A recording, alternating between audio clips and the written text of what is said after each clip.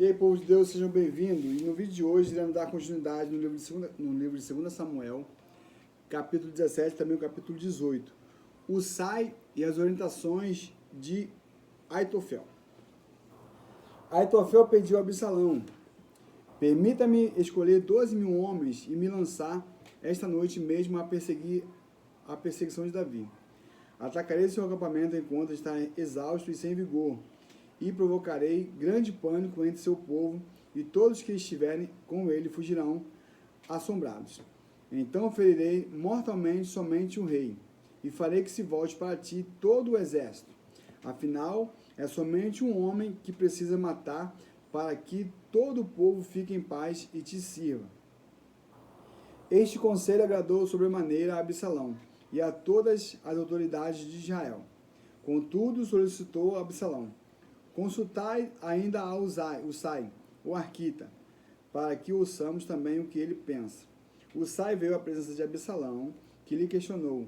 Aitofel deu-nos uma palavra de conselho. Devemos fazer o que ele recomendou, ou tens outra orientação a nos dar? Husai replicou: eis que o conselho de Aitofel desta vez não é bom. E Husai prosseguiu argumentando: tu bem sabes que o teu pai e a sua gente são guerreiros valentes e estão muito irados com tudo que tem acontecido, assim como fica a ursa a que se tiram as crias.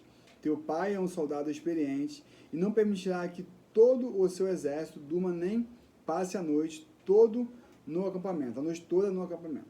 Agora mesmo já deve estar abrigado em alguma caverna ou em algum outro esconderijo. Se logo no começo houver vítima do nosso lado, se espalhar a notícia que houve derrota no exército de Absalão, então até mesmo o valente, que tem um coração semelhante ao de um leão, perderá a coragem, porque todo Israel sabe que teu pai é um bravo e que aqueles que o acompanham o são igualmente. Eu, portanto, aconselho com toda a segurança que todo o exército de Israel, desde Dan até Berseba, se reúnam em torno de si, tão numeroso como os grãos da areia da praia do mar, e tu marcharás pessoalmente no meio deles. Nós o acharemos onde quer que esteja refugiado e cairemos sobre ele como um forte orvalho sobre a terra, e não deixaremos escapar nem a ele nem a nenhum dos que o acompanham. Se ele fugir e buscar proteção em alguma cidade, todo o povo de Israel levará cordas para essa cidade, e com elas a arrastaremos completamente até o vale, até que não reste ali sequer um seixo, uma pedrinha lisa.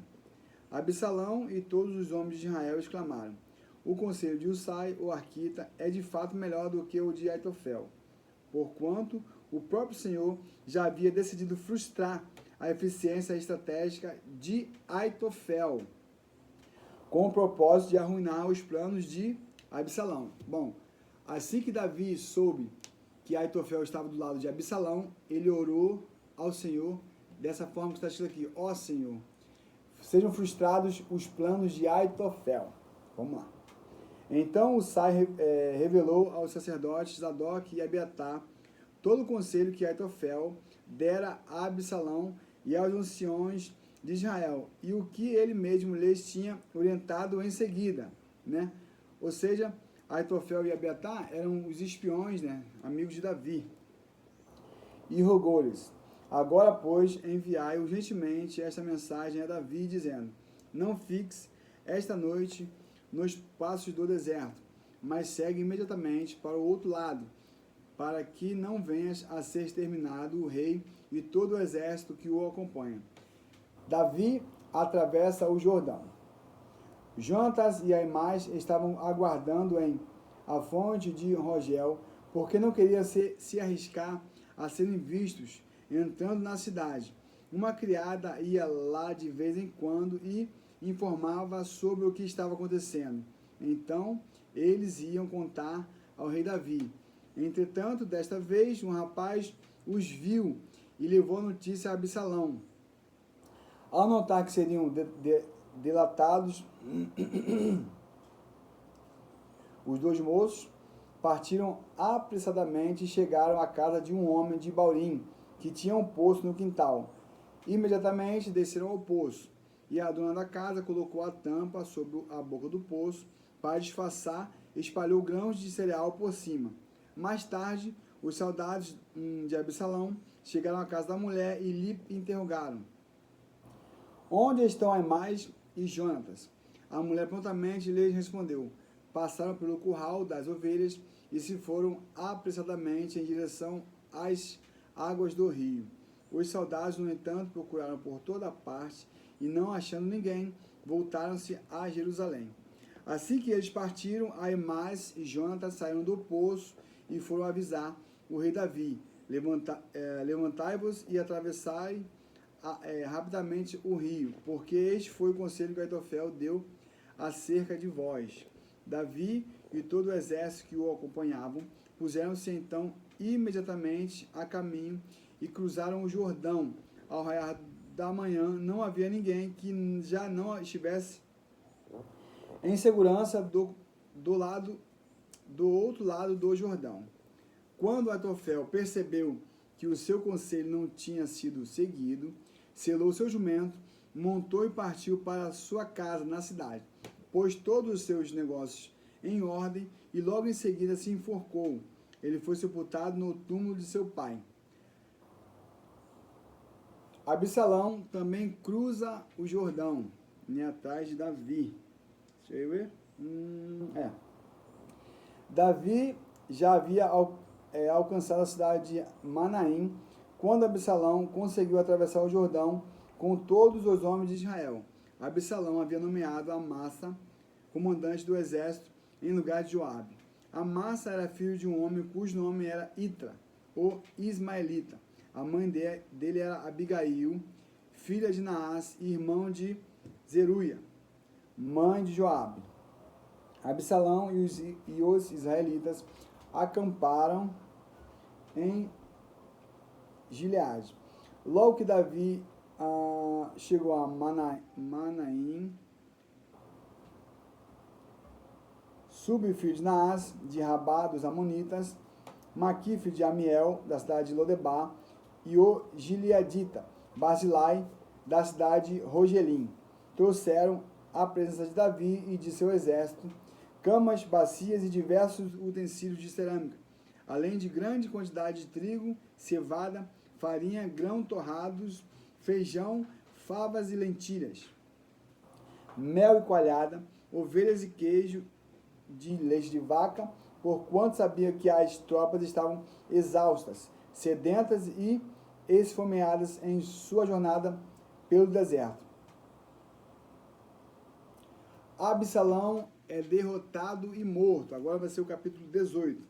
Então Davi passou em revista seu exército e nomeou comandantes de batalhões de 1000 e de 100 homens. Em seguida dividiu todo o exército em 3 grandes companhias. Uma terça parte nas mãos de Joabe, outra terça parte nas mãos de Abissai, irmão de Joabe, filho de Zeruia, e a terceira sob o comando de Itai, o Giteu. E exclamou então o rei às tropas: eu também seguirei convosco para a guerra. Os soldados, entretanto, ponderaram ao rei: tu não deves partir em nossa companhia. Desta vez, porque se formos obrigados a recuar, não nos darão atenção, e se morrer até a metade de nós, também não nos darão atenção, ao passo que tu és como 10.000 homens dentre nós. Portanto, é melhor que sejas o nosso socorro, pronto a vir da cidade. Respondeu-lhe Davi: farei o que vos parecer bem. O rei se colocou ao lado da porta da cidade, enquanto o exército saía em unidades de 100 e de 1000. Então o rei ordenou a Joabe, Abissai e Itai: por amor de mim, tratai o jovem Absalão com brandura. E todo o exército recebeu a ordem que o rei deu a todos os chefes a respeito do cuidado para com Absalão.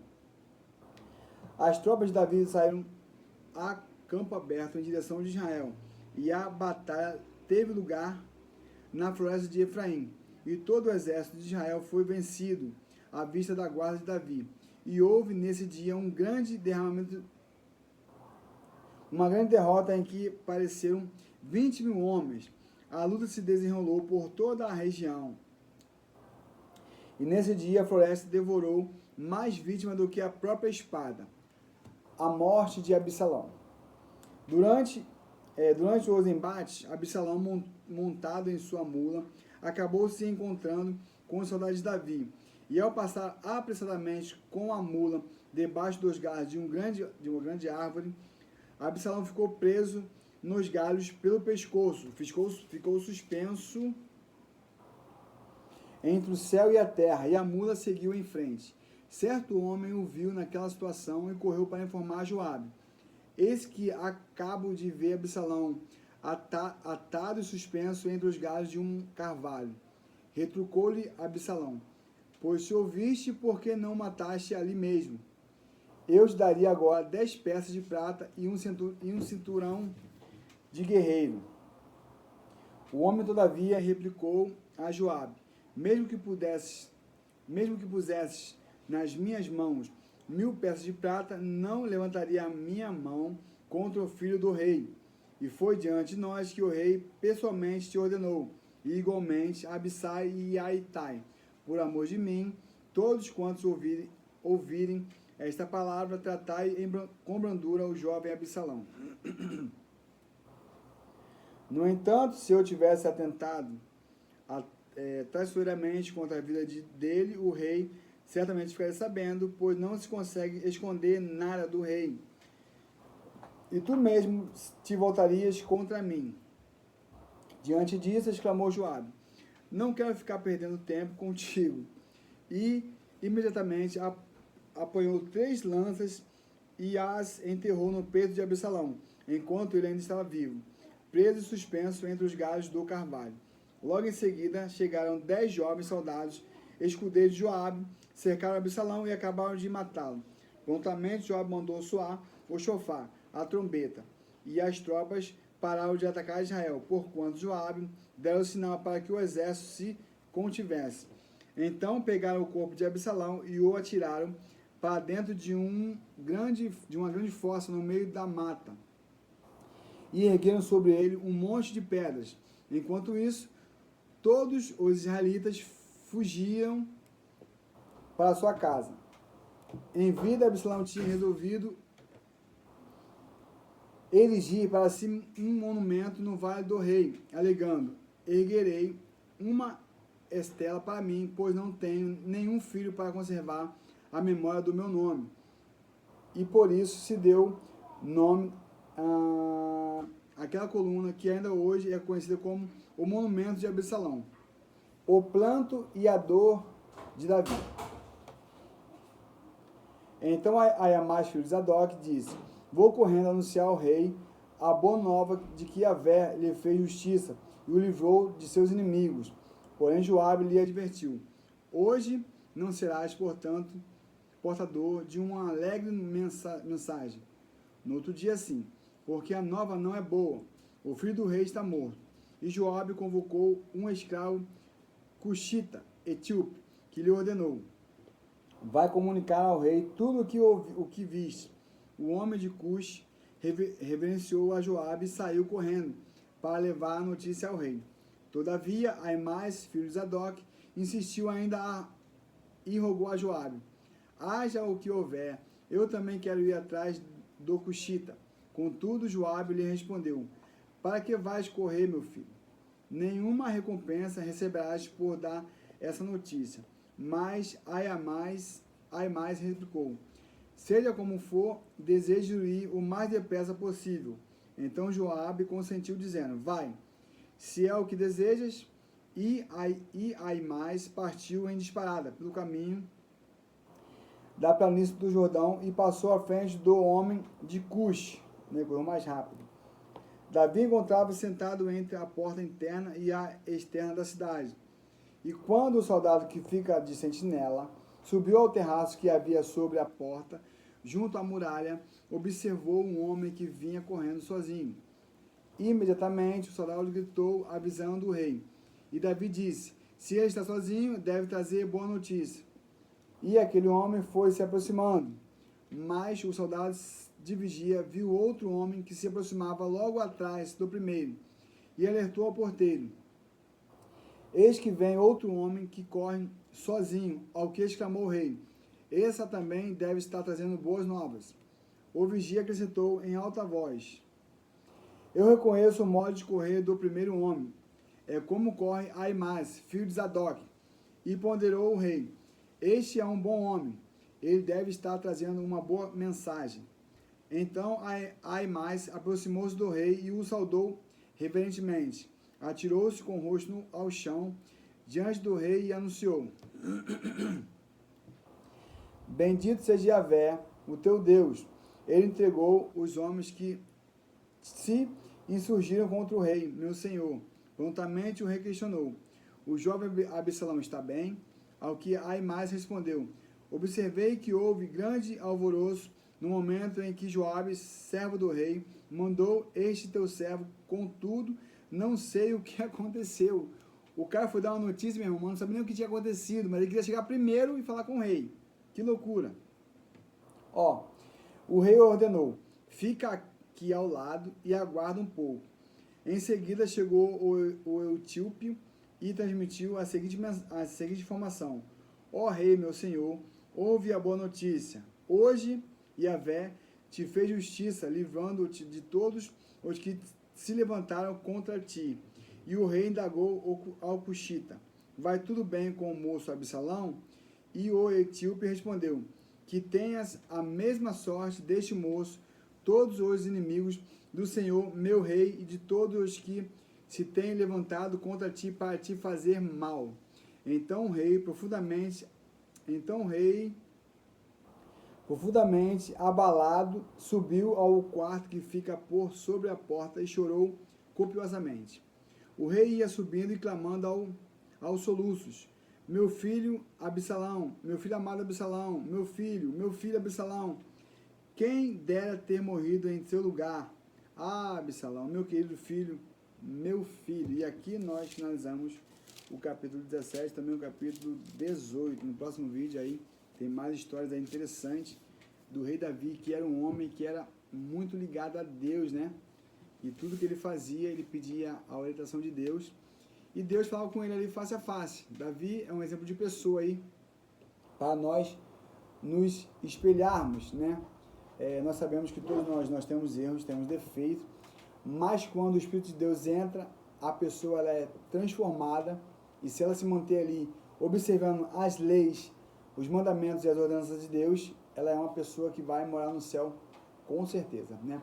E esse é o maior prêmio, né, que Deus pode nos dar, o maior presente que Deus nos oferece.